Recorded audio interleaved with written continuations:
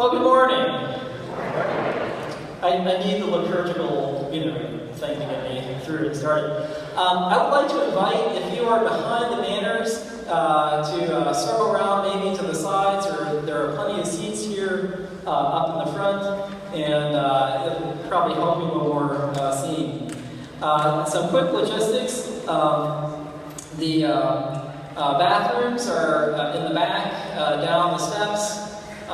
There is a handicap bathroom to my right in the hall. There are also bathrooms if you go to the stairs either side, there are restrooms if you go up the stairs and go down the halls.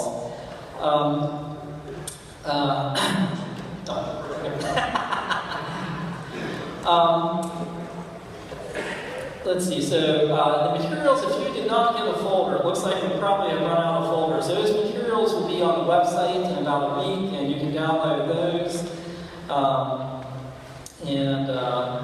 Let's see, lunch, we are still calculating lunch. If you pre-registered, you are good for lunch. If you did not pre-register, we might be a little bit iffy. We'll try to get a count on that, and if we can make that count, we'll get everyone into lunch if we can.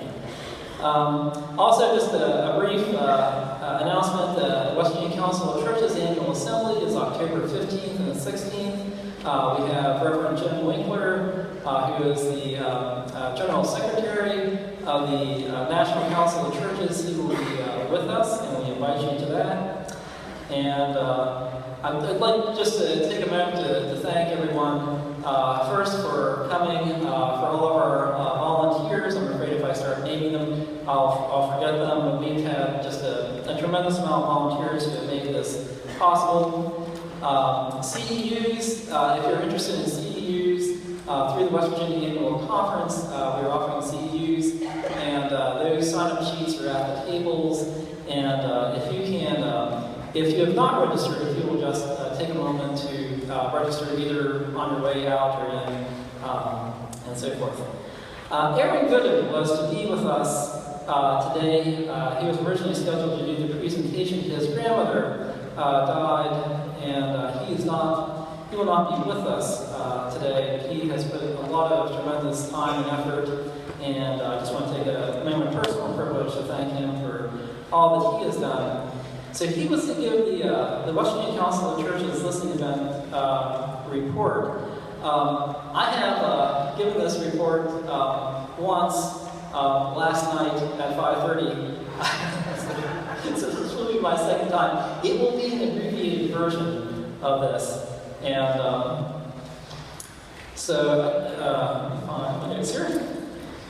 So, as we begin this morning, the programmatic part of our council, just want to start with a scripture reading. This is from Hebrews 13, 12 through 14. Therefore Jesus also suffered outside the city gate, in order to sanctify the people by his own blood. Let us go then to him outside the camp, and bear the abuse he endured. For here we have no lasting city, but we are looking for the city to come. I think if we're looking at the issue of substance abuse theologically and the role of the church in that, we are called to go out, to go outside the walls of the church, although quite honestly, substance abuse is an issue within our churches as well. I always remember Bishop William Boyd Grove, who said, as he looked across the state of West Virginia, driving from town to town and seeing the three crosses on the hillside, he was unsure about those, about what he thought about them. And finally, he came to the conclusion that we need those crosses on the hilltops to remember those who are crucified in the valleys. So this project of the substance abuse use disorder began about 2 years ago, and began with a phone call to several of our denominational leaders in the state, and it was from a man whose daughter had died from substance abuse, and he began to call and say, the church must do something about substance use disorder in our state. And so the first step that we took on that was working with an organization now called Impact, was to name a day within the calendar year where we could talk about a day of hope. And we held the first one 2 years ago, and we'll have our third one this year, September 17th. Martha Polanski, is she in here? Martha was, oh, there she is right there. Martha was just incredibly vital in pulling together the Day of Hope. How many of you celebrate the Day of Hope celebration recovery in your local churches? So about a third. You know, we have trouble talking about addiction and brokenness in the church. And this is a day where you can lift up prayers for those who are addicted, for their families. You can invite people to come in and talk about substance abuse and to talk and to just make an initiative within the church. The other things we did were motivational interviewing training. How many people took some of the motivational interviewing training that the council offered? We trained over 281 persons across the state of West Virginia in motivational interviewing, which is the standard of care for persons with addictions. The screening, brief intervention, referral, and treatment. The council also partnered with West Virginia DHHR to do that training as well. And how many were in a congregation that did the ESPRO training? Hey Robert, you must have And we did a series of listening events across the state. We went from Moundsville to Martinsburg, to Clarksburg, Parkersburg, Beckley, Keystone, Huntington, Charleston, because for the church to listen, we needed to go out and listen to people. And Brad, I already told Brad that I was actually probably not going to be following the slides at all. But Brad, do you want to cue up the listening event? Video? Okay.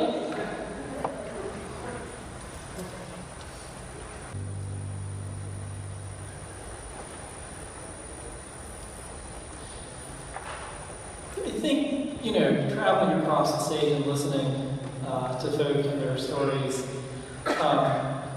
it really is the stories that come home to you and lift up the issues that we're facing.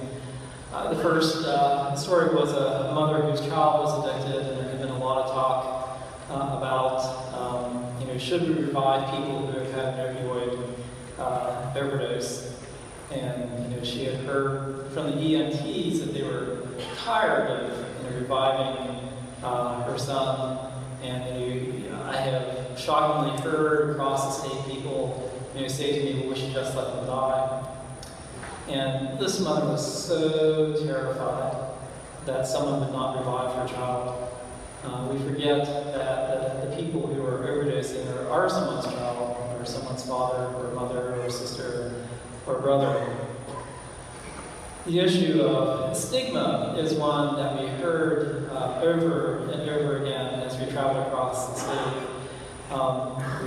What you heard in the video actually came from a session in Moundsville where someone came in and said, I can walk to any AA meeting and know that the people in there are just as screwed up as I am. But every time I walk into a church, I feel judged. And then another respondent said, we're not bad people trying to be good, but sick people trying to be well. And I think one of the other poignant moments in the series of listening events that we did happened up in Martinsburg, where we were just generally going through our questions and somehow had gotten on to the issue of what we were calling crack babies. And one of the people who was present and talking in assembly said this, well, I was that mother. My child was born addicted because I was addicted. And she, at that particular point in time, was doing very well. She was a successful counselor. And I think, we miss because of stigma. We miss the importance of recovery and that recovery happens. There is a need for the church to share accurate information, to share training and support. Another story that came up was someone whose husband was addicted, and she walked into her church office and said, I need help. I just don't know where to go or who to turn to. and this is in another state. She said that the pastor sort of Googled the information, like I would have done that, and handed her the Google sheet, and she had already done that. Then there was another person whose child was addicted, and the church said, well, you just need to pray more, and that will take care of everything. And then when her child overdosed and died, the implication was that she had not prayed hard enough. And that's why we need the Day of Hope, a celebration of prevention and recovery, because we need to get accurate information out about addiction. You know, we need to take time to do the training, and we need to find ways to support families. There is an incredible role that the church can play. We need to create sober communities. We need to be bearers of hope. This issue is intensely tied to the corrections. One of the things that the Council of Churches is doing is creating community reentry councils. When you leave prison, you basically need three things. You need a job, you need housing, and you need a supportive community. If you're in prison because you were under addiction, you probably burned most of your bridges with your families, probably burned most of your bridges with your friends. There is no place for you to find a supportive relationship. The church can be that place. I want to lift up Harrison County. I think it was Clarksburg United Methodist, I don't know if the pastor is here or not, but they started a program where they knocked on doors and just handed out literature. The Help for West Virginia number that's out on the tables on the narthex there. They have knocked on 2,000 doors in their county. We have about 300 churches here. If every church knocked on 2,000 doors, that's 600,000 doors, and probably a multitude of people beyond that. That would probably take care of pretty much the population of the state. If we had 900 churches do that, that would be 1.8 million, the third of the state. And lastly, I just want to say just a word about recovery. One of the wonderful discoveries that I made during this process of the listening events was the number of people I discovered who were in recovery. You probably know someone who's in recovery. You just don't know that you know that. And you probably know someone who's in addiction, but you probably don't know that you know that either. The church must bring hope to those around us. Our whole theology is based on hope. Charles Perkin, my old pastoral counselor, used to talk about the process of grief as the narrowing of opportunities. And so as we age, we grieve more. But then talking about Jürgen Moltmann, he reminded us that, and the ultimate narrowing of possibilities is death. But we know that Christ is risen from the dead. And if Christ is risen from the dead, that there is hope for everyone, each and every single person. Families, persons caught in addiction, and we ourselves as well.